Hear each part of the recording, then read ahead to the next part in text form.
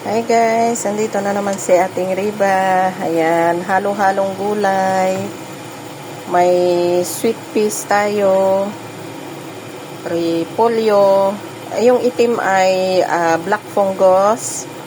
Tapos may celery rin tayo. Ayan, celery, carrot, at saka yung karne guys na roasted pork. Yung binili ko sa palengke, pinangsahog ko ng gulay nung nakaraan, kalahati.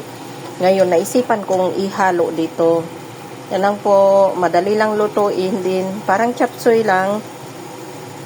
Limang gulay, carrot, black fungus, repolyo, tapos itong sweet peas. Ang tawag nila dito, sweet peas.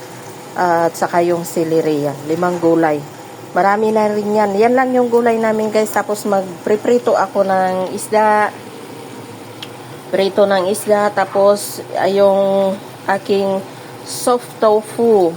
Yung soft tofu ay wala akong gulay na ilalagay doon. Magagawa lang ako ng gravy nun. Yan guys. Luto na. Thank you for watching. God bless. Sarap-sarap yan ha.